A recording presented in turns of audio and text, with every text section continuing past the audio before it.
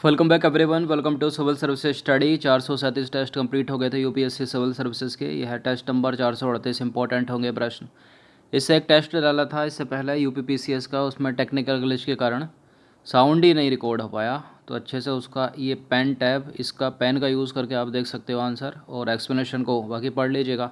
3 से 4 सेकंड का तो टाइम मिला ही होगा एक प्रश्न के पढ़ने के बाद।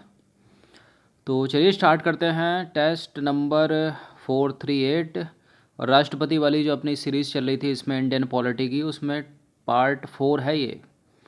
इन चारों पार्ट को आप अच्छे से रिवीजन कर लेना और प्रेसिडेंट से संबंधित प्रश्न को गलत नहीं करोगे यूपीएससी सिविल सेवा या फिर स्टेट पीसीएस में। तो एक प्रश्न है आपके स्क्रीन पर, क्वेश्चन नंबर 1 है, क्षमादान के संबंध में निम्न कथनों पर विचार करना है। राष्ट्रपति से संबंधित है सारे के सारे प्रश्न। केवल राष्ट्रपति को मृत्युदंड को क्षमा करने की शक्ति प्राप्त है, राज्यपाल को यह शक्ति नहीं दी गई है। ना तो राष्ट्रपति और ना ही राज्यपाल सैन्य अदालत द्वारा दी गई सजा को क्षमा कर सकते हैं।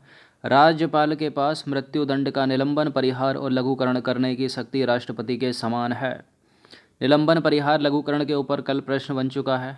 क्या क्या होता है, कैसे होता है, आपको पता चल गया होगा। पहला स्टेटमेंट करेक्ट है, दूसरा स्टेटमेंट गलत है, क्योंकि राष्ट्रपति के पास तो है, सैन्य न्यायालय द्वारा दी गई सजा को क्षमा करने की शक्ति राष्ट्रपति के पास है, लेकिन राज्यपाल के पास नहीं है। ये कह रहा दोनों के पास नहीं है, तो कटेगा पूरा का पूरा स्टेटमेंट। बिल्कुल राज्यपाल के पास भी वही शक्तियां हैं, मृत्यु दंड का निलंबन करने के मामले में, परिहार के मामले में और लघुकरण के मामले में राष्ट्रपति के समान ही। देखिए, मृत्युदंड का निलंबन करना और मृत्युदंड को क्षमा करना अलग अलग बातें हैं दोनों, ध्यान दीजिएगा। क्वेश्चन स्टेटमेंट फर्स्ट करेक्ट है, थर्ड करेक्ट है, सेकंड इनकरेक्ट, तो इसका आंसर हो जाएगा ऑप्शन नंबर बी। तो कथन 2 सही नहीं है, क्योंकि केवल राष्ट्रपति सैन्य न्यायालय द्वारा दी गई सजा को क्षमा कर सकते हैं, राज्यपाल को यह शक्ति नहीं प्राप्त है। भारतीय संविधान के अनुच्छेद 72 में राष्ट्रपति को क्षमादान की शक्ति दी गई है, सबको पता चल गया होगा, जबकि राज्यपाल को अनुच्छेद 161 में क्षमादान की शक्ति दी गई है। दोनों के क्षमादान में एक पॉइंट को लेकर बाकी सब समान ही है लगभग। मृत्युदंड को क्षमा करने की शक्ति केवल राष्ट्रपति के पास है और राज्यपाल को यह शक्ति नहीं प्राप्त है। मृत्युदंड का निलंबन, परिहार, लघुकरण करने की जो शक्ति है राज्यपाल के पास राष्ट्रपति जैसी ही है। राष्ट्रपति के क्षमादान की शक्ति की न्यायिक समीक्षा नहीं की जा सकती, ध्यान दीजिएगा, बशर्ते राष्ट्रपति का निर्णय स्वेच्छाचारी, विवेक रहित, दुर्भावना अथवा भेदभावपूर्ण ना हो। दुर्भावना है वो। क्वेश्चन नंबर 2 पर आ जाइए। निम्नलिखित कथनों पर विचार करना, दो स्टेटमेंट है यहाँ पर और बताना कि इनमें से कौन सा करेक्ट है। पहला स्टेटमेंट है, राष्ट्रपति को क्षमादान शक्ति का प्रयोग करने के लिए मंत्रिमंडल से परामर्श की आवश्यकता नहीं होती। ध्यान से सुनते रहिएगा एक एक पॉइंट को। राष्ट्रपति को क्षमादान शक्ति का प्रयोग करने के लिए मंत्रिमंडल के परामर्श की आवश्यकता नहीं है। यदि किसी क्षमादान याचिका राष्ट्रपति ने एक बार रद्द कर दिया, यदि किसी की क्षमादान याचिका राष्ट्रपति ने एक बार रद्द कर दी है तो दूसरी याचिका दायर नहीं की जा सकती, बस एक बार में खेल खत्म हो जाएगा।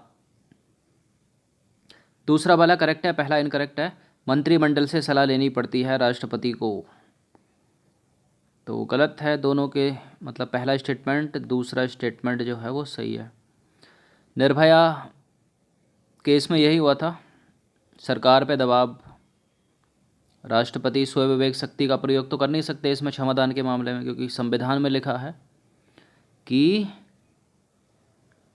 मंत्रिमंडल से सिफारिश की आवश्यकता है, परामर्श की आवश्यकता है, इसलिए उनकी याचिका जो है वो खारिज कर दी थी और मृत्युदंड मिला उनको। दूसरा करेक्ट है, पहला इनकरेक्ट है, तो इसका आंसर हो जाएगा ऑप्शन नंबर बी। तो राष्ट्रपति क्षमादान शक्ति का प्रयोग मंत्रिमंडल के परामर्श से करेगा।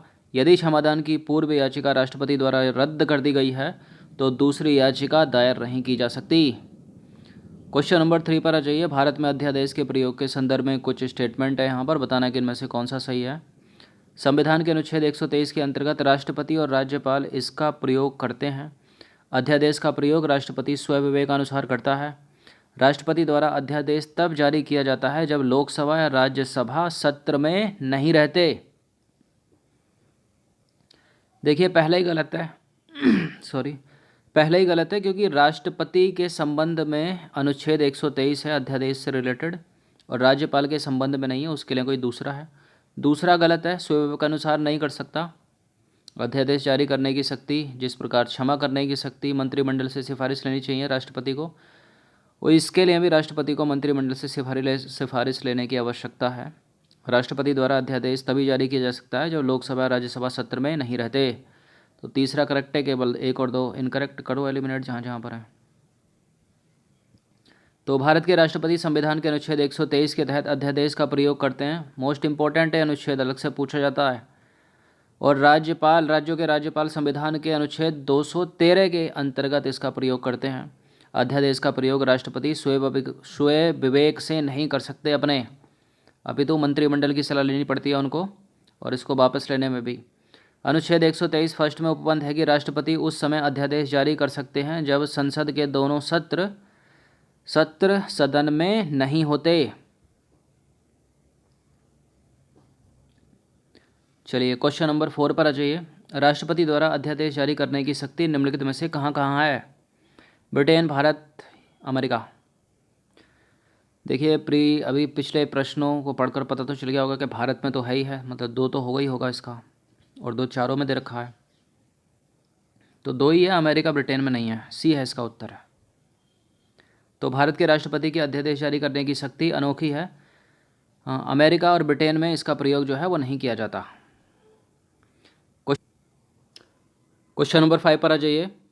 संविधान के अनुच्छेद 123 के अंतर्गत राष्ट्रपति अध्यादेश का प्रयोग करता है। इस संदर्भ में निम्नलिखित कथनों में से कौन से सही हैं? पहला स्टेटमेंट है, राष्ट्रपति अध्यादेश को किसी भी समय वापस ले सकता है। अध्यादेश का वही बल होता है जो संसद द्वारा पारित अधिनियम का होता है। अध्यादेश संसद के पुनः संवेद होने की तारीख से 6 सप्ताह की समाप्ति पर प्रवृत्त नहीं रहेगा। प्रवृत्त मतलब जारी नहीं रहेगा। अध्यादेश के प्रयोग को न्यायालय में चुनौती दी जा सकती है। बिल्कुल, अध्यादेश के प्रयोग को न्यायालय में चुनौती दी जा सकती है। 6 सप्ताह की समाप्ति के बाद प्रवृत्त नहीं रहेगा। अध्यादेश का वही बल होता है जो संसद द्वारा पारित अधिनियम का होता है। संसद के 3 अंग, लोकसभा, राज्यसभा और राष्ट्रपति अध्यादेश को किसी भी समय वापस ले सकता है और अध्यादेश जारी करने के लिए राष्ट्रपति अनुच्छेद 123 का प्रयोग करता है संविधान के, और मंत्रिमंडल की सलाह लेता है। सारे के सारे करेक्ट हैं, बी है इसका उत्तर। तो राष्ट्रपति द्वारा जारी अध्यादेश का जीवन काल सीमित है। संविधान के अनुच्छेद 123(2)(a) में उपबंध है कि अध्यादेश संसद के दोनों सदनों के समक्ष रखा जाएगा और संसद के पुनः संवेद होने की तारीख से 6 सप्ताह की समाप्ति पर प्रवृत्त नहीं रहेगा। अध्यादेश के प्रयोग को न्यायालय में चुनौती दी जा सकती है। और भारत शासन अधिनियम 1935 में गवर्नर जनरल को अध्यादेश जारी करने की शक्ति दी गई थी, तभी से अभी तक चली आ रही है। क्वेश्चन नंबर 6 पर आ जाइए। भारत में राष्ट्रपति के पॉकेट वीटो पर विचार करना है। पॉकेट वीटो एक शक्ति है राष्ट्रपति की। विधेयक को अनिश्चित काल के लिए लंबित कर सकता है। शक्ति के तहत भारत का राष्ट्रपति विधेयक को एक निश्चित समय सीमा तक लंबित कर सकता है। इन दोनों में से एक ही सही होगा। पॉकेट वीटो शक्ति का प्रयोग संविधान संशोधन अधिनियम में भी कर सकते हैं। देखिए, साधारण विधेयक में कर सकते हैं, संविधान संशोधन विधेयक में नहीं कर सकते राष्ट्रपति। गलत है ना। धन विधेयक में कर सकते हैं। विधेयक को एक निश्चित समय सीमा तक लंबित, ये भी गलत है। अनिश्चित काल के लिए लंबित कर सकते हैं। केवल एक सही है यहाँ पर, सही पूछा है ना, बी हो जाएगा इसका उत्तर। तो राष्ट्रपति के समक्ष आए किसी विधेयक पर निर्णय देने के लिए संविधान में कोई समय सीमा निर्धारित नहीं है, जबकि अमेरिका में यह समय सीमा 10 दिनों के अंदर है। विधेयक को पुनर्विचार के लिए लौटाना पड़ता है। इसे पॉकेट वीटो इसलिए कहते हैं। राष्ट्रपति किसी विधेयक को अनिश्चित काल के लिए टेबल पर पढ़ा रहने देता है और ना उसको स्वीकार करता है और ना ही वापस लौटाता है। संविधान संशोधन से संबंधित अधिनियमों में राष्ट्रपति के पास कोई पॉकेट वीटो पावर नहीं है। 24वां संविधान संशोधन अधिनियम 1971 द्वारा राष्ट्रपति को स्वीकृति देने के लिए बाध्यकारी बना दिया है। किसके लिए? संविधान संशोधन विधेयक के लिए।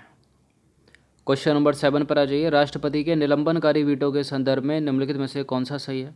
वो पॉकेट वीटो था या निलंबनकारी वीटो है? इसका प्रयोग धन विधेयक के संबंध में भी किया जा सकता है। किसी विधेयक के पुनर्विचार के लिए इस वीटो का प्रयोग करते हैं। दूसरा करेक्ट है, पहला गलत है। संविधान संशोधन विधेयक और धन विधेयक के मामले में पॉकेट वीटो या फिर निलंबनकारी वीटो नहीं चलेगा। केवल 2 करेक्ट है यहाँ पर। देखिए, राष्ट्रपति द्वारा इस वीटो का प्रयोग तब किया जाता है जब किसी विधेयक को पुनर्विचार के लिए भेजा जाता है, बशर्ते वो धन विधेयक ना हो, किंतु संसद उस विधेयक को संशोधन या बिना संशोधन के साधारण बहुमत से पारित कर राष्ट्रपति के पास भेजती है, तो राष्ट्रपति स्वीकृति देने के लिए बाध्य है। मतलब दूसरी बार में होता है ऐसा, अगर दूसरी बार भेज देती है तो। पहली बार तो पुनर्विचार के लिए भेज देगा राष्ट्रपति। धन विधेयक के संबंध में इस वीटो का प्रयोग जो है वो नहीं किया जाता। ध्यान दीजिएगा, धन विधेयक के संबंध में क्यों नहीं किया जाता? क्योंकि धन विधेयक के मामले में तो संपूर्ण शक्ति किसके पास है? एक तरफा शक्ति लोकसभा के पास है, राज्यसभा के पास भी कुछ नहीं है। ऐसे ही अगर स्टेट की बात है तो उसके पास है, विधानसभा के पास, राज्य की विधान परिषद के पास कुछ नहीं है। क्वेश्चन नंबर 8 पर आ जाइए। 1954 वर्ष 1954 के पेप्सू विनियोग विधेयक में तत्कालीन राष्ट्रपति डॉक्टर राजेंद्र प्रसाद ने निम्नलिखित में से कौन से वीटो का प्रयोग किया था? पॉकेट वीटो, अत्यांतिक वीटो, निलंबनकारी वीटो, विशेषित वीटो। देखिए 1954 में किया था डॉक्टर राजेंद्र प्रसाद ने अत्यांतिक वीटो का प्रयोग। तो वर्ष 1954 में तत्कालीन प्रधानमंत्री डॉक्टर राजेंद्र प्रसाद ने पेप्सू विनियोग विधेयक पर इस वीटो का प्रयोग किया था। किस वीटो का? अत्यांतिक वीटो का। वर्ष 1991 में डॉक्टर आर वेंकटरमण द्वारा संसद सदस्यों के वेतन, भत्तों और पेंशन संशोधन विधेयक पर इस अत्यांतिक वीटो का प्रयोग किया था। 1991 में भी हुआ, 54 में भी हुआ। इस वीटो के द्वारा राष्ट्रपति संसद द्वारा पारित विधेयक को अनुमति देने से इनकार कर सकता है और धन विधेयक के संबंध में इस वीटो का प्रयोग नहीं कर सकते। क्वेश्चन नंबर 9 पर आ जाइए। संसद द्वारा पारित विधेयक जब राष्ट्रपति के पास भेजा जाता है तब राष्ट्रपति उस विधेयक को क्या कर सकता है? यदि वह धन विधेयक नहीं है तो पुनर्विचार के लिए संसद को लौटा सकता है, स्वीकृति दे सकता है, अनिश्चित काल के लिए अपने पास रोक सकता है। उपरोक्त सभी। बिल्कुल, पुनर्विचार के लिए लौटा सकता है, अपने पास रख सकता है, स्वीकृति दे सकता है, सारे के सारे हैं तीनों, उपरोक्त सभी। तो संसद द्वारा पारित विधेयक राष्ट्रपति के पास भेजा जाता है तब राष्ट्रपति उस विधेयक को, यदि वह धन विधेयक नहीं है तो पुनर्विचार के लिए संसद को लौटा सकता है, अपने पास रोक सकता है अनिश्चित काल तक। लेकिन यदि पुनः संशोधन करके या बिना संशोधन के राष्ट्रपति के पास वो विधेयक संसद उसको फिर से भेजती है तो राष्ट्रपति जो है उस पर स्वीकृति देने के लिए बाध्य है। मतलब दूसरी बार, पुनः का मतलब एक बार और आया है। 10वें प्रश्न पर आ जाइए। निम्नलिखित में से कौन सा कथन सही है? पहला स्टेटमेंट है, राज्य विधानसभा द्वारा पारित विधेयक को राज्यपाल राष्ट्रपति के विचाराधीन आरक्षित कर सकता है। ध्यान से सुनते रहिएगा। राष्ट्रपति राज्यपाल को निर्देश दे सकता है कि उस विधेयक को, यदि वह धन विधेयक नहीं है तो राज्यसभा के पास पुनर्विचार के लिए लौटा दे, किंतु यदि विधानसभा द्वारा पुनः बिना संशोधन या संशोधन के साथ राष्ट्रपति के पास भेजा जाता है तो राष्ट्रपति स्वीकृति देने के लिए बाध्य है। देखिए यहाँ छोटी छोटी चीज़ें पर ध्यान रखने की आवश्यकता है। पहला सही है यहाँ पर, दूसरा सही है, तीसरा वाला गलत है, सी गलत है, एक ए और बी सही है, तो इसका आंसर डी हो जाएगा। देखिए सेंट्रल गवर्नमेंट मतलब केंद्र में क्या हो रहा था, ये स्टेट की बात हो रही है। सेंट्रल में क्या हो रहा था, एक बार कोई साधारण विधेयक भी है तो एक बार तो पुनर्विचार के लिए लौटा देगा राष्ट्रपति, लेकिन जब दूसरी बार आएगा संसद से, चाहे संशोधन क्या है बिना संशोधन क्या है, तो राष्ट्रपति स्वीकृति देने के लिए बाध्य है। लेकिन यहाँ ऐसा नहीं है। यहाँ अगर संशोधन करके भेजा है पुनः या बिना संशोधन के भेजा है तब भी राष्ट्रपति उसको पुनर्विचार के लिए लौटा देगा, स्वीकृति देने के लिए यहाँ बाध्य नहीं है। इस वाले मामले में बाध्य नहीं है, स्टेट वाले मामले में याद रखना इसको। तो देखिए राज्य विधानसभा द्वारा पारित विधेयक को राज्यपाल राष्ट्रपति के विचाराधीन आरक्षित कर सकता है। राष्ट्रपति राज्यपाल को निर्देश दे सकता है कि उस विधेयक को, यदि वह धन विधेयक नहीं है तो राज्य विधानसभा के पास पुनर्विचार के लिए लौटा दे, किंतु यदि राज्य विधानसभा द्वारा पुनः विधेयक संशोधन या बिना संशोधन के राष्ट्रपति के पास भेजा जाता है तो राष्ट्रपति स्वीकृति देने के लिए बाध्य नहीं है। लेकिन वहाँ बाध्यता सेंट्रल में जो संसद दे रही थी, ये राज्य की विधानसभा दे रही है राज्यपाल के थ्रू। क्वेश्चन नंबर 11 पर आ जाइए। संविधान के अनुच्छेद 143 के संदर्भ में निम्नलिखित कथनों पर विचार करना। पहला स्टेटमेंट है, इस अनुच्छेद के तहत राष्ट्रपति सर्वोच्च न्यायालय उच्च न्यायालय से परामर्श मांग सकता है। राष्ट्रपति द्वारा मांगा गया परामर्श देने के लिए सर्वोच्च न्यायालय बाध्य है। उच्चतम न्यायालय का परामर्श राष्ट्रपति के लिए बाध्यकारी है। देखिए तीनों अलग अलग बातें हैं ये। पहले में अनुच्छेद 143 के तहत सर्वोच्च न्यायालय और उच्च न्यायालय मतलब इनमें से किसी से परामर्श मांग सकता है, गलत है। देखिए कहाँ राष्ट्रपति, कहाँ हाई कोर्ट, एक स्टेट में एक ही तो होता है, और राष्ट्रपति पूरे भारत का, तो सुप्रीम कोर्ट से मांगेगा सलाह राष्ट्रपति, हाई कोर्ट से नहीं मांगेगा। गलत है पहला स्टेटमेंट, केवल सुप्रीम कोर्ट से मांगता है। राष्ट्रपति द्वारा मांगा गया परामर्श देने के लिए सुप्रीम कोर्ट बाध्य नहीं है, गलत है। और ना सुप्रीम कोर्ट द्वारा दिया गया राष्ट्रपति बाध्य है, तो सारे के सारे गलत हैं। तो डी है इसका आंसर, उपरोक्त में से कोई भी सही नहीं है। तो देखिए संविधान के अनुच्छेद 143 में उपबंध है कि राष्ट्रपति को प्रतीत हो कि कानून या तथ्य का कोई ऐसा प्रश्न, विधि का मतलब कानूनी होता है ना, प्रश्न उठता है या उत्पन्न होता है या उत्पन्न होने की संभावना है जिस पर सर्वोच्च न्यायालय की राय आवश्यक है, तो राष्ट्रपति सर्वोच्च न्यायालय से परामर्श ले सकता है। राज्यों के उच्च न्यायालय इसके अंतर्गत नहीं आते। राष्ट्रपति सर्वोच्च न्यायालय का परामर्श मानने के लिए बाध्य नहीं है। यदि उसने कोई परामर्श दिया है तो सुप्रीम कोर्ट ने राष्ट्रपति को, और ना ही सर्वोच्च न्यायालय राष्ट्रपति के द्वारा मांगा गया परामर्श देने के लिए बाध्यकारी है। ध्यान से सुनिएगा, समझ में आ गई होगी बात। क्वेश्चन नंबर 12 पर आ जाइए। भारत के राष्ट्रपति के स्वयं विवेक की शक्ति के संदर्भ में निम्नलिखित कथनों पर विचार कीजिए। प्रधानमंत्री की नियुक्ति करना क्या राष्ट्रपति की स्वयं विवेक शक्ति है? अध्यादेश जारी करना क्या राष्ट्रपति की स्वयं विवेक शक्ति है? क्षमादान करना, विधेयक को रोक कर रखना, मंत्रिमंडल को विघटित करना। बताइए कौन कौन सी इसमें राष्ट्रपति की स्वयं विवेक की शक्ति है? स्वयं विवेक का क्या मतलब है भाई? स्वयं विवेक का मतलब है कि मंत्रिमंडल से सलाह लेने की आवश्यकता नहीं है। तो क्षमादान की शक्ति के लिए तो स्वयं विवेक की शक्ति नहीं काम करेगी, क्योंकि मंत्रिमंडल से सलाह ले रहा था वहाँ तो राष्ट्रपति, तो ये तो हो नहीं सकती। अध्यादेश जारी करने की शक्ति ये भी नहीं है, इसमें भी मंत्रिमंडल से सलाह ले रहा था। प्रधानमंत्री की नियुक्ति करना स्वयं विवेक की शक्ति है। विधेयक को रोक कर रखना बिल्कुल स्वयं विवेक की शक्ति है। मंत्रिमंडल को विघटित करना भी स्वयं विवेक की शक्ति है। तो 1, 4, 5 स्वयं विवेक की शक्ति, इसका आंसर हो जाएगा ऑप्शन नंबर बी। तो क्षमादान और अध्यादेश की शक्ति का प्रयोग मंत्रिमंडल की सलाह पर करता है राष्ट्रपति। हमेशा याद रखिएगा, राष्ट्रपति को निम्न मामलों में स्वयं विवेक की शक्ति प्राप्त है। कौन सा मामला? लोकसभा में किसी दल को बहुमत न मिलने पर प्रधानमंत्री की नियुक्ति करना, लोकसभा को विघटित करना, यदि मंत्रिमंडल ने अपना बहुमत खो दिया है तो संसद को संदेश भेजना, विधेयक को आपत्तियों सहित वापस भेजना, विधेयक को रोक कर रखना, और मंत्रिमंडल को विघटित कर सकता है यदि सदन में विश्वासघात सिद्ध नहीं हो पाया है। विश्वास मत सिद्ध नहीं हो पाया है, विश्वासघात होगा तो कर ही देगा विघटित। तो हमेशा याद रखना, क्षमादान के संदर्भ में, अध्यादेश के संदर्भ में जो है 72 के संदर्भ में अनुच्छेद, और 123 के संदर्भ में मंत्रिमंडल से सलाह लेनी पड़ेगी राष्ट्रपति को। क्वेश्चन नंबर 13 पर आ जाइए। 13 प्रश्न थे, इसमें अंतिम प्रश्न है ये।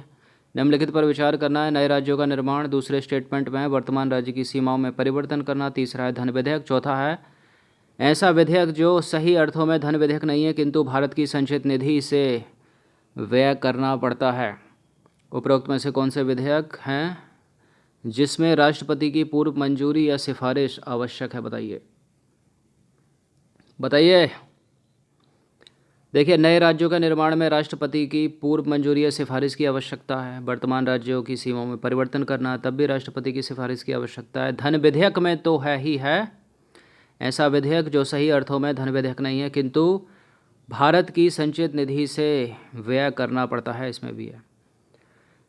देखिए, धन विधेयक का निर्णय जो है तो लोकसभा के पास अंतिम, लेकिन शुरुआत कहाँ से होती है? राष्ट्रपति की मंजूरी से होती है धन विधेयक की भी, याद रखना हमेशा। तो सारे के सारे हैं इसमें, डी है इसका आंसर 1, 2, 3, 4। तो उपरोक्त चारों विधेयकों के संबंध में भारत के राष्ट्रपति की पूर्व मंजूरी या फिर सिफारिश की आवश्यकता है। कथन 1 की बात 3 में लिखी हुई है, 2 की बात 117 के पहले में लिखी गई है, 3 की बात 117 के 3 में लिखी गई है, और अनुच्छेद 31 का में निर्दिष्ट विषयों से संबंधित विधेयक है, और अनुच्छेद 304 में उपबंधित राज्य के ऐसे विधेयक जो व्यापार और वाणिज्य की स्वतंत्रता को प्रभावित करते हैं। तो ये चीज़ याद रखना आप, नए राज्यों का निर्माण, वर्तमान राज्यों की सीमाओं में परिवर्तन, धन विधेयक, और ऐसा विधेयक जो सही अर्थों में धन विधेयक नहीं है लेकिन फिर भी राज्य की संचित निधि से धन निकालता है वो विधेयक। तो इन सारे विधेयकों के लिए भारत के राष्ट्रपति की पूर्व मंजूरी या सिफारिश की आवश्यकता है। तो 13 प्रश्न थे और ये 4 पार्ट नंबर 4 था राष्ट्रपति से संबंधित प्रश्नों का। अच्छे से इन सबका रिवीजन कर लेना। धन्यवाद।